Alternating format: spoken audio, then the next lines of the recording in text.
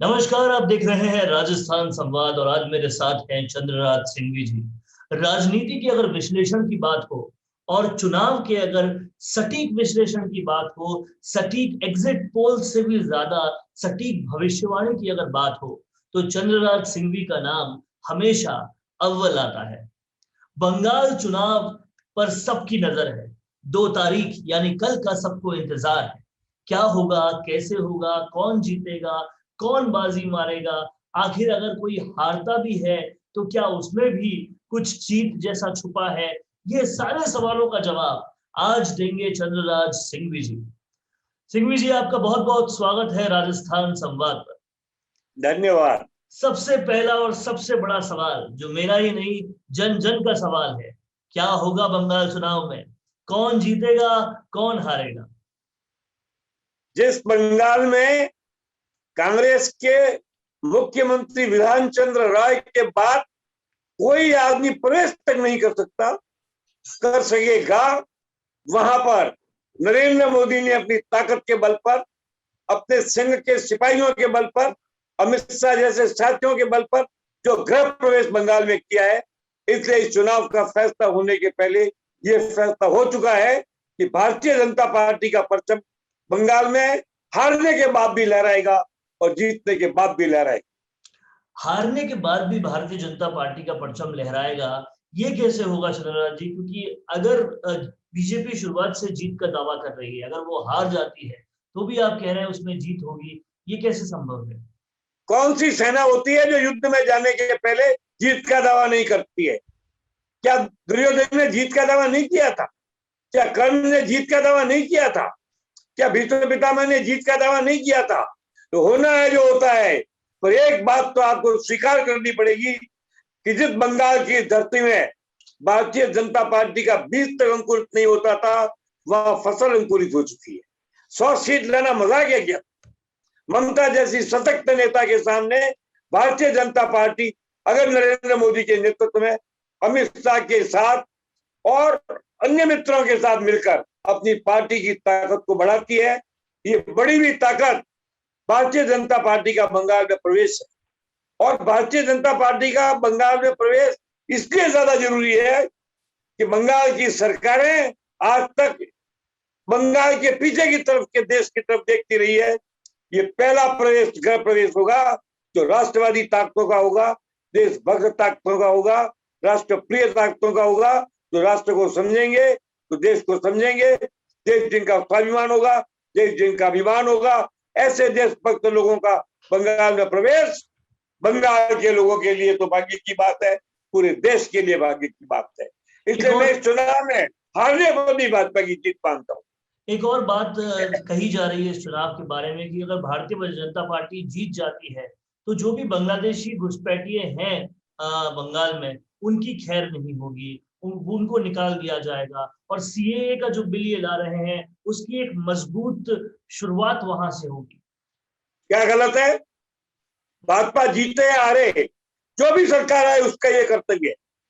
भाजपा पर तो आपको विश्वास ऐसा कर देगी, ममता क्यों नहीं करती ये काम? ममता की देशभक्ति पर यह प्रश्न है।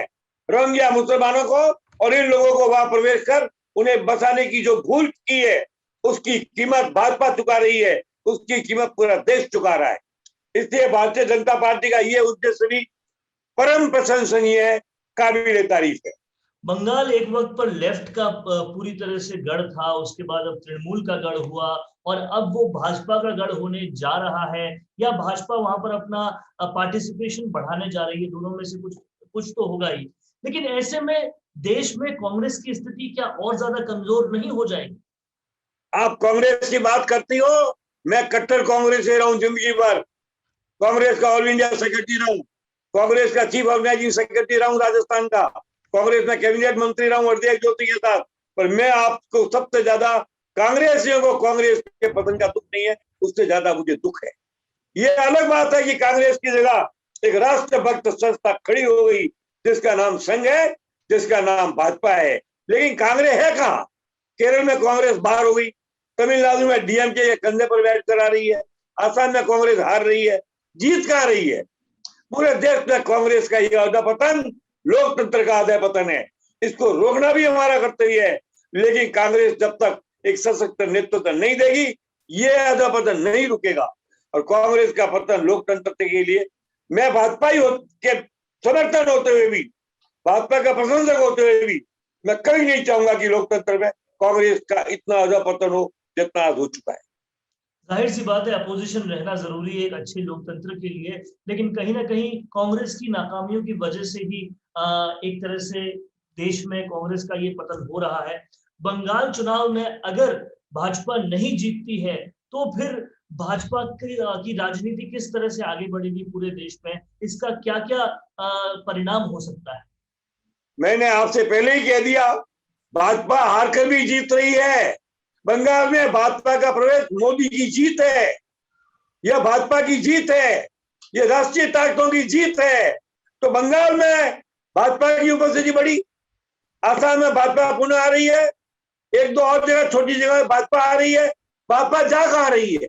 इसलिए इसके बाद भी भाजपा की राजनीति वही रहेगी, वही नरेंद्र मोदी का परचम रहेगा, नरेंद्र मोदी का नेतृत्व रहेगा, वही अमित शाह बना रहेगा, वही भारतीय जनता पार्टी रहेगी। राजस्थान में भी भारतीय जनता पार्टी का परचम आज नहीं तो कल लहराना तय है।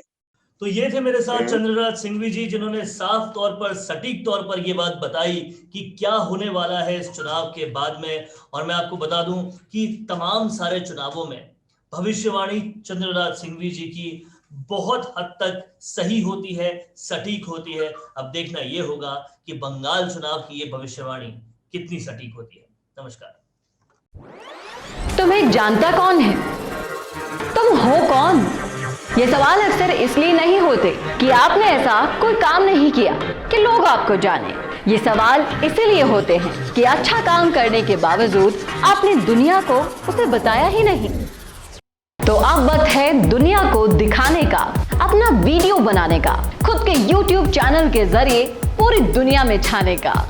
इसके लिए मिशी मीडिया सॉल्यूशंस आपको देगा सारी सर्विसेज, वर्ल्ड क्लास स्टूडियो से लेकर big screen touch panels, anchor से लेकर एडिटर्स और राइटर्स तक सब कुछ एक ही जगह पर। तो अब देर मत कीजिए, क्योंकि अगर ये सच है कि हमारे जाने के बाद हमारा काम ही रहता है, तो अपने काम और अपने नाम को बढ़ाइए। वीडियो इंडस्ट्री के हर सेक्टर के प्रोफेशनल्स अब एक साथ आपके लिए मिशी मीडिया सॉल्यूशंस में। ज्यादा जानकारी के लिए संपर्क करें 9549700549 पर या आज ही लॉग इन करें www.mishimediasolutions.com पर।